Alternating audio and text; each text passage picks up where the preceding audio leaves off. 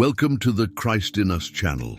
When we talk about Adam and Eve's children, it's common for most people to immediately think of the famous story of Cain and Abel. However, many forget that there are other passages in the Bible mentioning the various other sons and daughters the couple had. Today, I'll dedicate this video to a topic not often discussed: the daughters of Adam and Eve. Do you know who they were? How many there were? To explore this topic, I'll rely on sources like the Book of Jubilees, the Holy Bible itself, and some ancient traditions. Let's dive into the history of these lesser-known characters. If you find this topic interesting, please hit the like button and leave your comment below. Join me on this journey through the not-so-talked-about story of Adam and the daughters of Eve.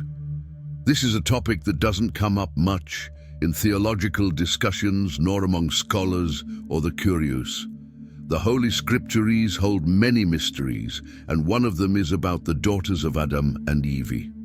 While most focus on the couple's more famous sons, Cain and Abel, many forget that they had several daughters, as revealed by the intriguing details in Genesis chapter 5, verses 4 and 5. The biblical text mentions that after the birth of Seth, Adam lived another 800 years, having other sons and daughters, totaling 930 years of life. The Bible doesn't tell us the names of these daughters, but there are ancient texts and Jewish traditions that bring some of these names to light. Based on the Book of Jubilees, I'll share with you some names of the daughters of Adam and Eve following these ancient Jewish traditions. For those who don't know, the Book of Jubilees is also known as the Lesser Genesis, due to its association with the word Jubilee, which means joy. This text is part of the Old Testament Apocrypha and recounts the creation of the world, the story of Adam and Eve after the fall, and narrates the lives of various Old Testament characters, especially from the Book of Genesis. Although not a recent text, the oldest available manuscript dates from around 700 BC. This manuscript, which we reference today, is actually a copy of an even older text. Some experts see a connection between the Book of Jubilees and the Book of Chronicles, hypothesizing that the scribe Ezra could be its author. However, the Book of Jubilees attributes its authorship to Moses, stating that he received this revelation directly from an angel on Mount Horeb. It's interesting to note that, according to the Bible, Moses spent 40 days and 40 nights on Mount Horeb, in complete fasting, in the presence of God. Considering the date of the manuscript, it's not out of the question to think that Moses might actually have been the author of this work. The Book of Jubilees is highly valued in Israeli culture, with many copies circulating among the people. It also mentions another intriguing apocryphal text, the Book of Enoch, known and esteemed by early Christians, even making it into their biblical canon. This highlights the importance of not dismissing the Book of Jubilees, as it shares events that are in line with biblical narratives. Turning back to Adam and Eve, according to various ancient Abrahamic Semitic traditions, the couple's first daughter was named Avon. This name, in Phoenician Hebrew, means strength or vice. She was both wife and sister to Cain, Adam and Eve's son. According to the Book of Jubilees, Avon had children with Cain, and one of those children was Enoch, after whom a city built by Cain following his exile for the murder of Abel was named.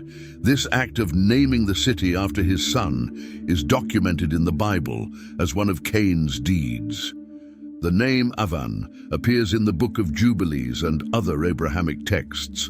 However, in some of these texts, like in the Cave of Treasures, she is referred to as Kelima.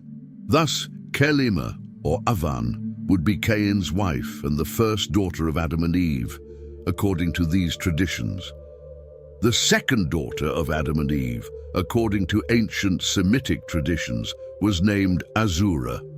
Azura is said to have married Seth, Adam and Eve's third son, born after the death of Abel. The name Seth, of Hebrew origin, carries the meaning of compensation or substitution, which is particularly significant considering the biblical context in which it is placed. After the tragic murder of Abel by Cain, Adam and Eve see in Seth not just a son, but a form of divine consolation for the loss of Abel. Seth is then recognized as a virtuous descendant, a new beginning for humanity that faithfully follows the ways of God.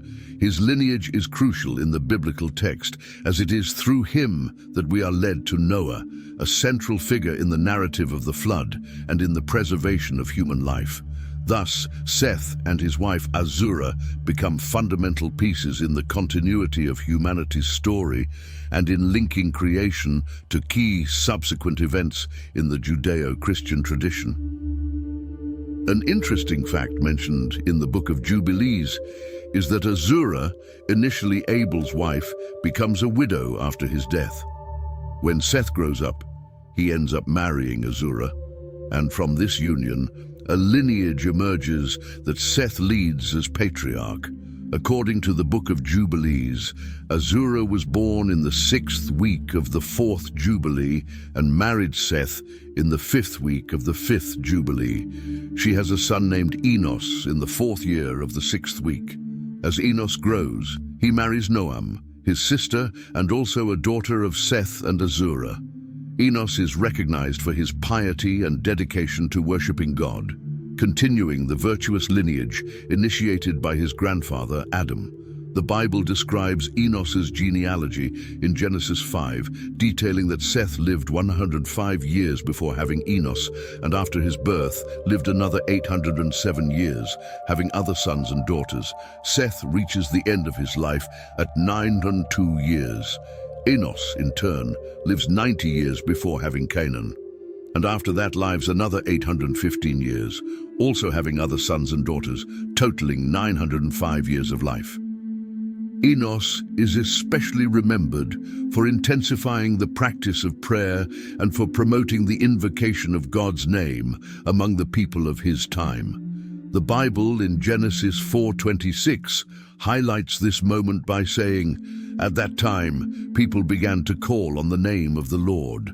This phrase suggests that Enos had a significant influence on the revitalization of faith and the practice of devotion to God, representing a moment of spiritual and religious renewal among Seth's descendants. Following the narratives and ancient traditions, we see how Cain, after marrying his sister Aven, originated the lineage of Cain, while Seth, by marrying his sister Azura, started the lineage of Seth.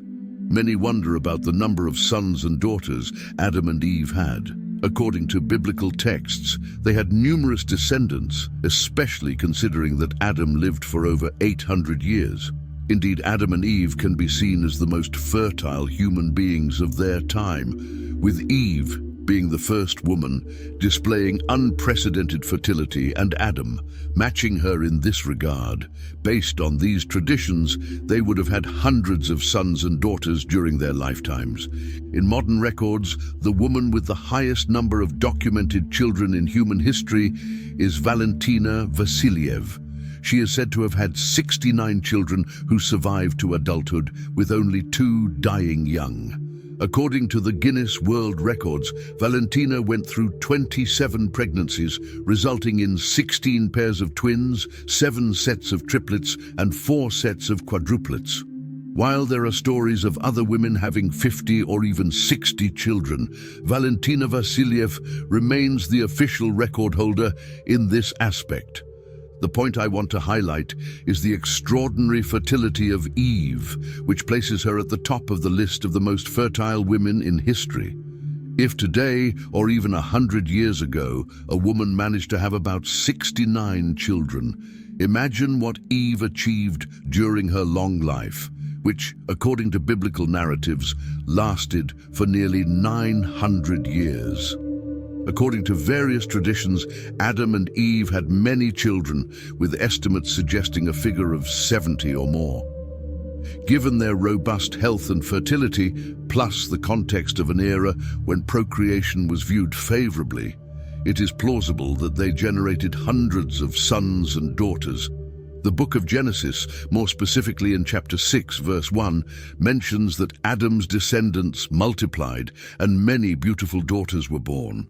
An aspect that is rarely mentioned is that the sons and daughters of Adam and Eve contributed to the ethnic diversity of humanity. Adam and Eve, being considered of mixed heritage, gave rise to descendants who represent the rich ethnic and racial tapestry we observe today. This is reinforced by the study of mitochondrial DNA, known as the mitochondrial Eve theory, which suggests that all humanity has a common ancestor. This study underlines that, despite our ethnic and racial differences, we share an ancestral connection, adding a fascinating layer to our understanding of human diversity. I hope you found this exploration of Adam, Eve, and their daughters both informative and intriguing. If you have comments or would like to suggest other biblical themes or characters for us to explore, please leave your message.